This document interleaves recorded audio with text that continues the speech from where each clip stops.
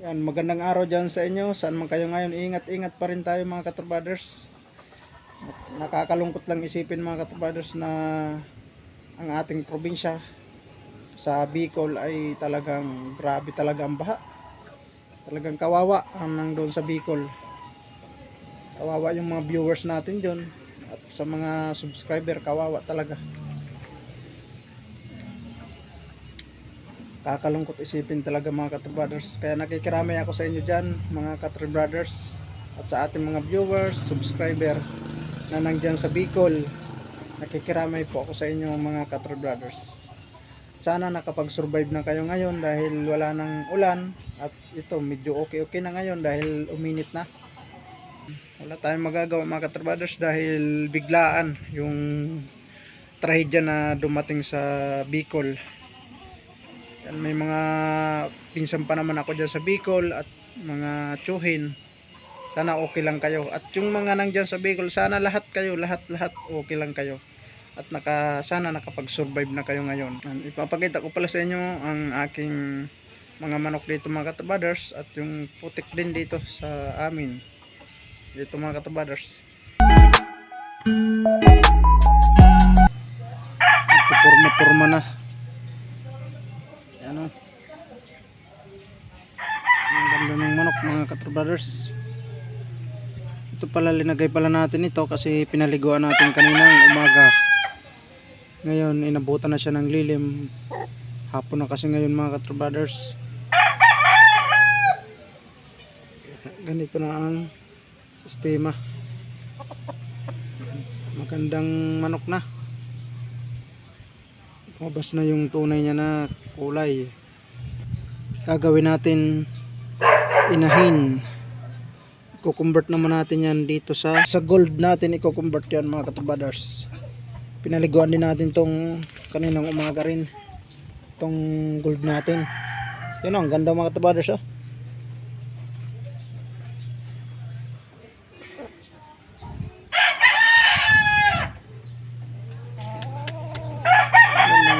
Din yan mga Katrabaders. Papaharas natin dyan. Ganda rin talaga. Talagang tamang tama. Ang bloodline nito mga Katrabaders na ating inahin ay Boston Sweater.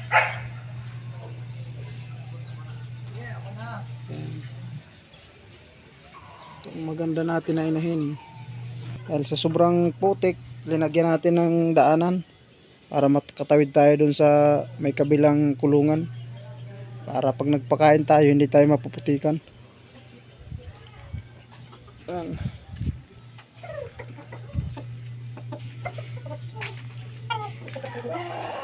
Ito pala dito mga Katrabaders ay basang basa rin yan mga inaapakan nila ng nakaraan.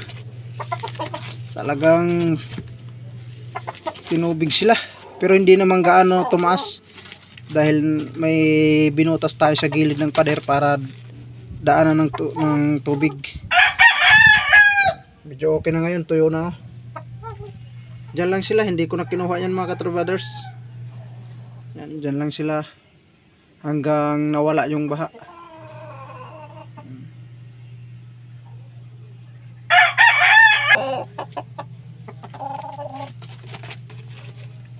Medyo mahaba-haba na mga Katrabaders yung kanila mga pakpak oh. Tapos yung buntot talagang tamang tama na to sa December, you know, yung itsura. Ayan. Tanda ng mga Katrabaders ng ating manok. Ito pala ay nauna to maglugon.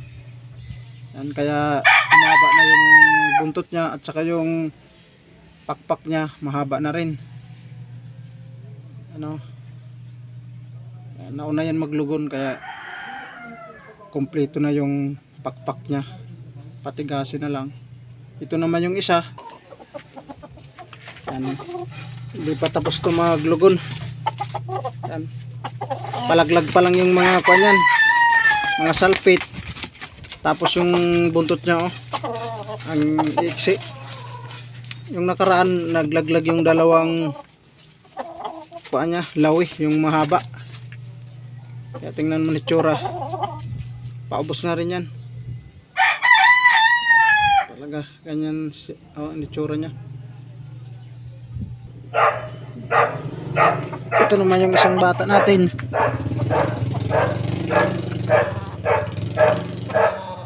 Magkapatid to. Yung pinakita ko kanina na isa na pula. Yan. Ganda rin mga katrabaders ng itsura. Binibili pala to sa amin mga katrabaders ng yung isa. Binibili sa amin ng 5,000. Kaso sabi ko palaki-lakihin pa natin ng konti para kung ibibinta man natin yung dalawa na, wag yung isa. Dalawa na yung ibinta natin para maganda-ganda yan ang presyo. Kasi kung isa tapos maiwan yung isa, pangit naman.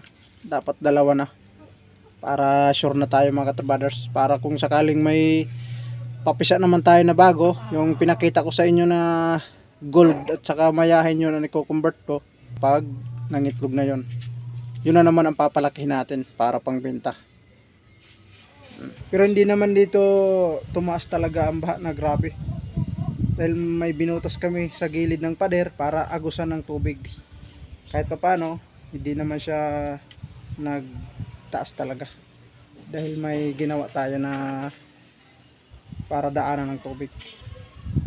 Shoutout pala sa aking mga viewers dyan, at thank you rin sa subscriber ko, at pasensya na pala kayo kung hindi tayo nakapag-upload dahil grabe talaga yung ulan ng nakaraan, dahil yung sa bagyo, grabe yung ulan ng dinulot ng bagyo talaga.